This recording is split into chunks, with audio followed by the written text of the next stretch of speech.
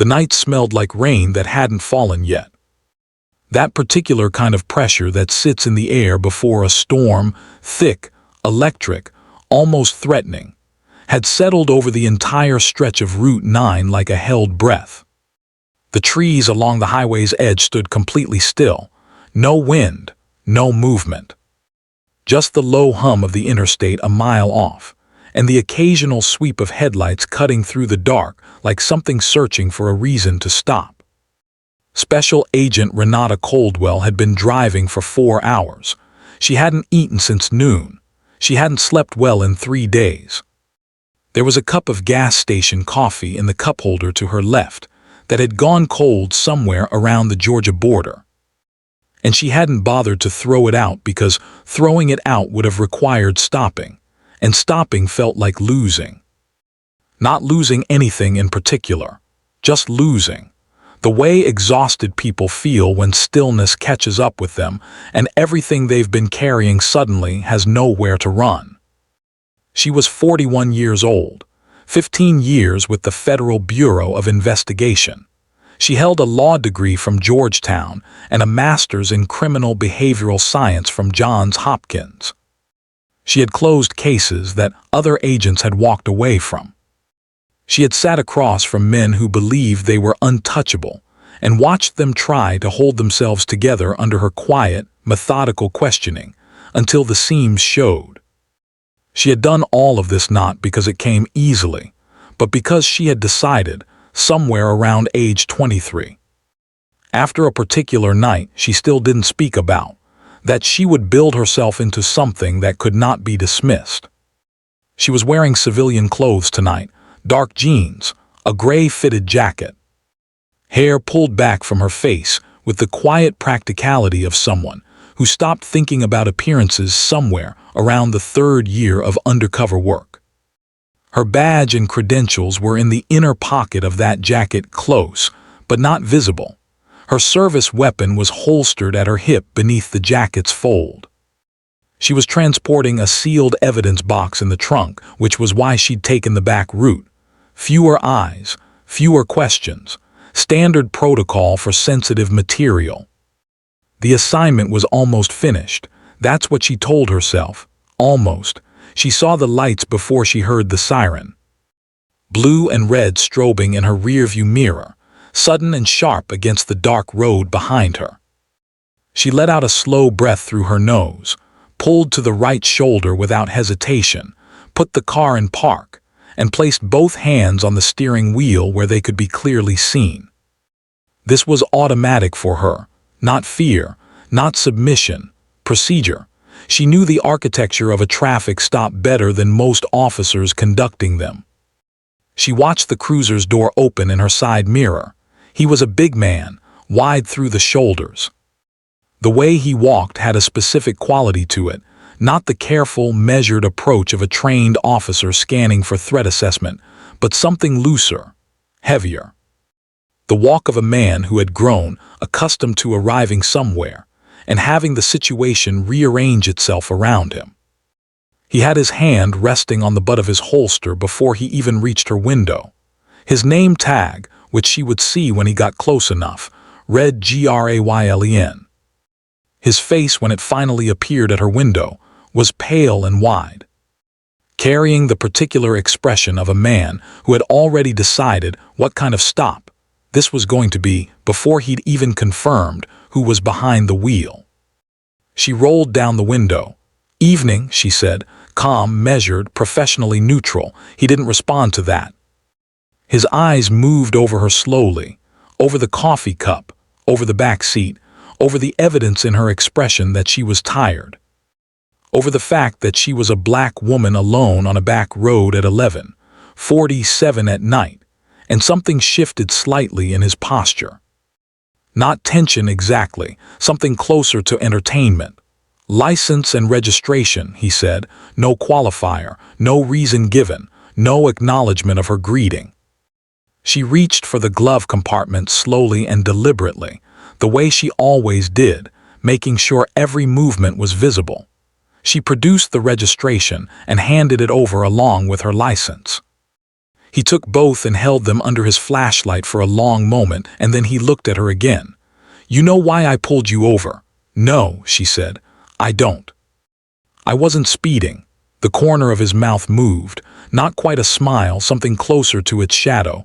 "Tail light," he said. "Right side." She said nothing to that. She knew the tail light worked. She'd checked the vehicle before she left, but she understood the geography of this moment and she had no interest in escalating it. She had a job to finish.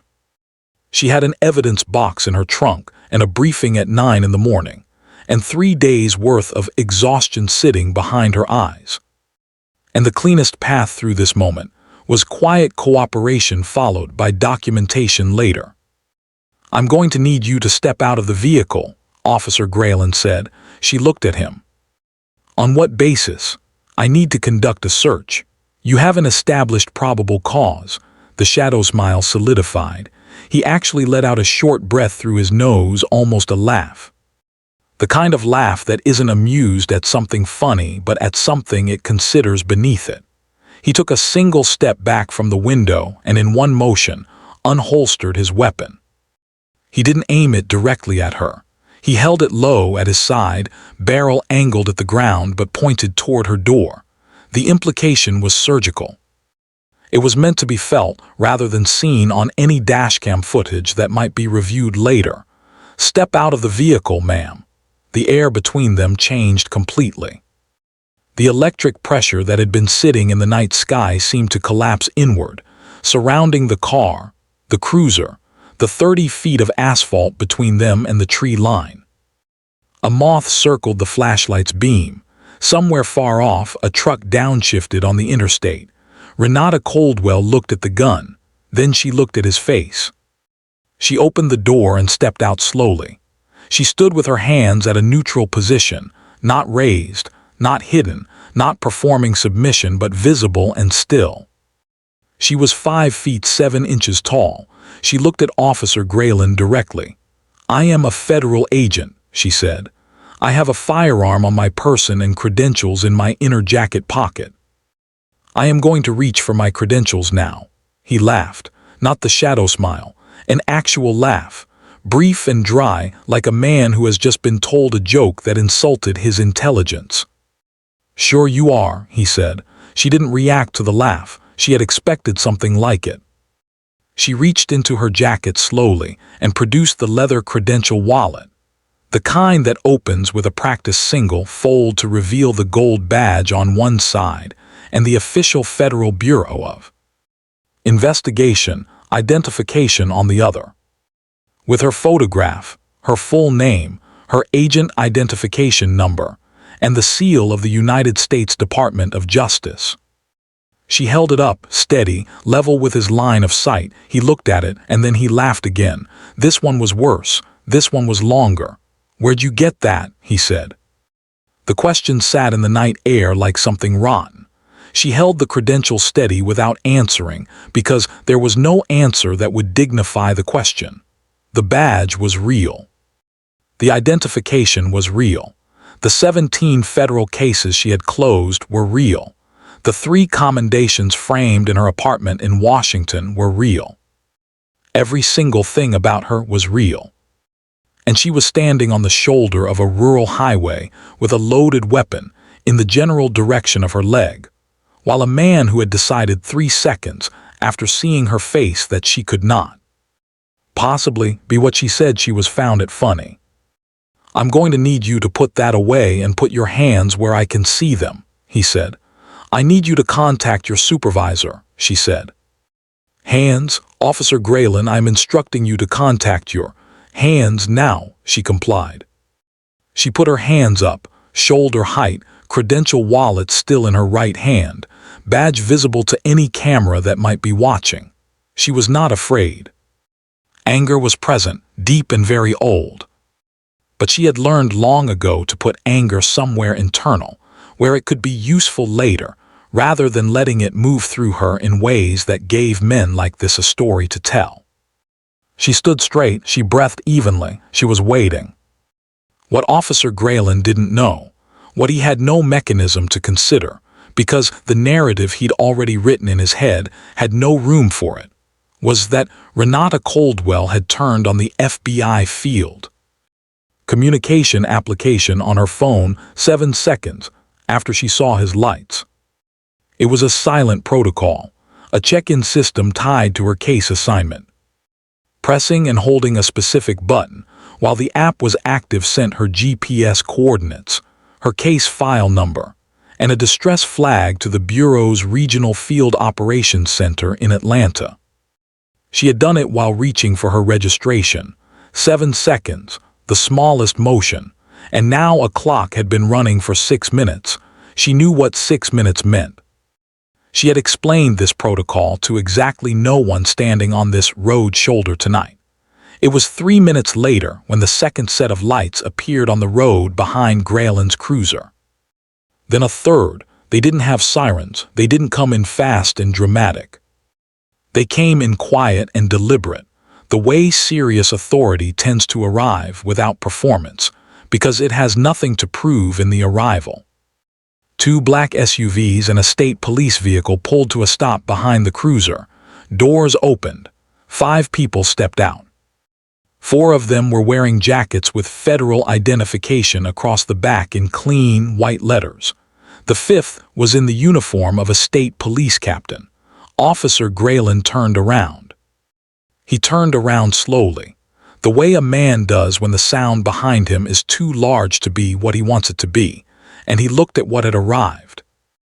And something happened to his face that had nothing to do with training or procedure or the particular confident looseness he'd carried from his cruiser to her window.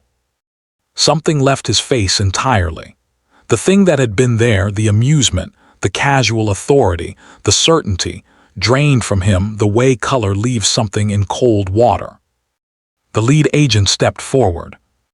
She was younger than Renata by several years, dark-haired, carrying a tablet and a look of complete professional composure that somehow communicated its own specific form of danger. "Agent Coldwell," she said, "Sinclair, Atlanta Field Office, are you all right?" "I'm fine," Renata said. She lowered her hands. She was looking at Graylin while she said it. Agent Sinclair turned to look at Officer Graylin with the same composure, that unhurried, measured attention. "Sir, I need you to holster your weapon immediately." He had already done it. He had done it somewhere in the 3 seconds between seeing the federal jackets and the state captain approaching him. His hand was at his side now, empty.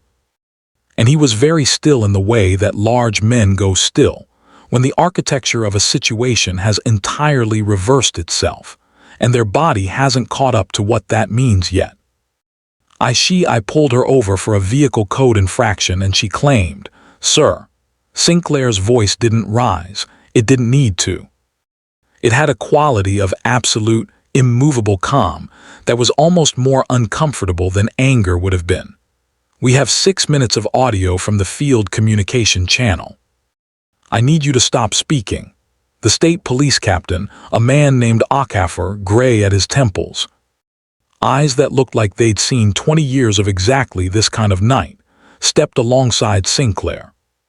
He looked at Graylin with an expression that wasn't angry, but that was somehow more devastating than anger would have been.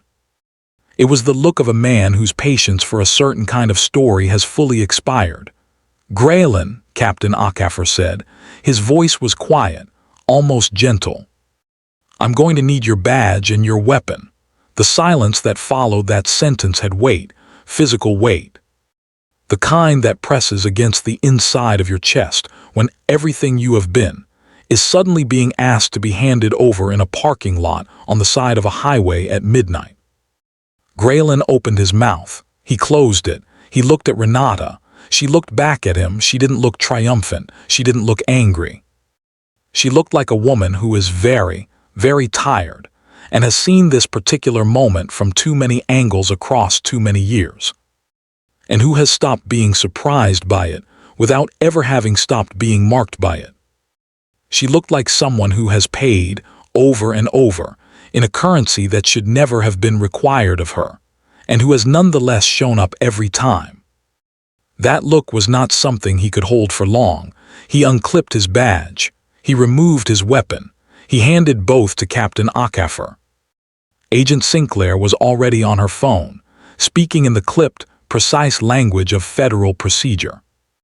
Two of the other agents had moved toward Graylin with a steadiness that left no room for interpretation.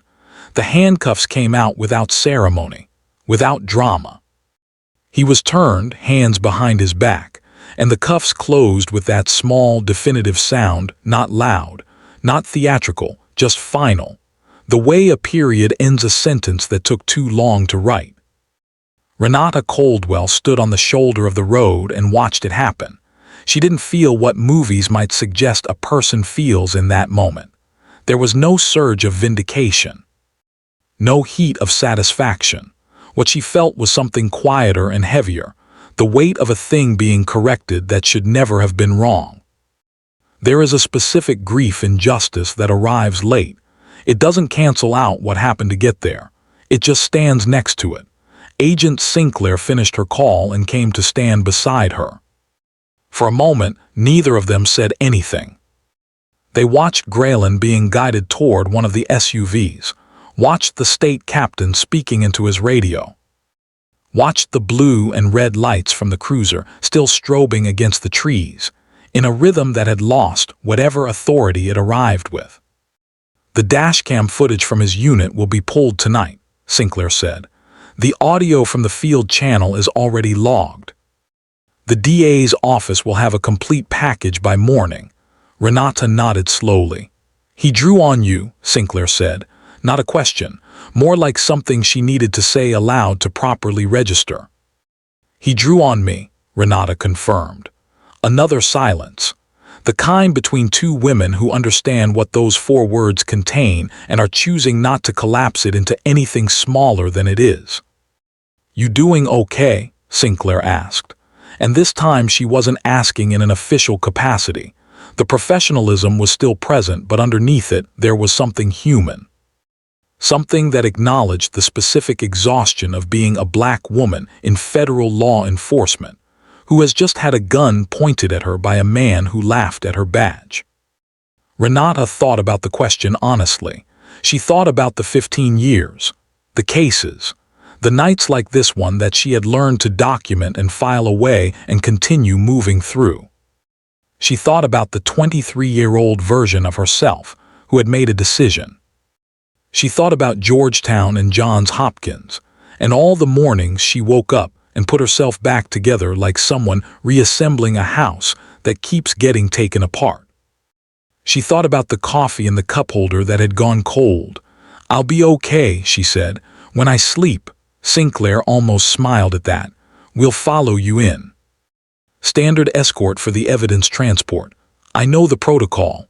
"I know you do." Renata walked back to her car. She sat down in the driver's seat.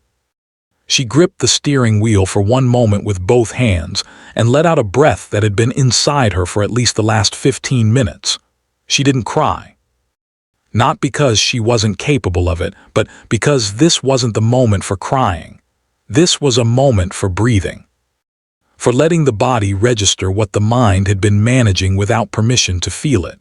She put the car in drive. Behind her, the lights of the federal escort pulled out in steady formation. Ahead of her, the road stretched out into the dark, and the almost drained smell of a night that was still holding something back, still waiting for the moment when it would finally let go and fall. She drove. And as she drove, she thought about something she had read years ago, a single line from a legal scholar whose name she could no longer fully remember. Something about the law being not a shield that protects equally, but a promise that must be made true again and again by the people willing to stand in the gap between what it says and what it does. She had spent 15 years standing in that gap. She thought about Graylin's laugh. The way it came out so easily, so instinctive. The laugh of a man who could not make the world inside his own mind match the evidence in front of him and chose, without hesitation, to dismiss the evidence. There was something almost sad about that if you were willing to sit with it long enough. Not sad enough to forgive. Not sad enough to excuse a weapon drawn and a badge mocked, and a woman treated like a problem to be managed instead of a person to be seen.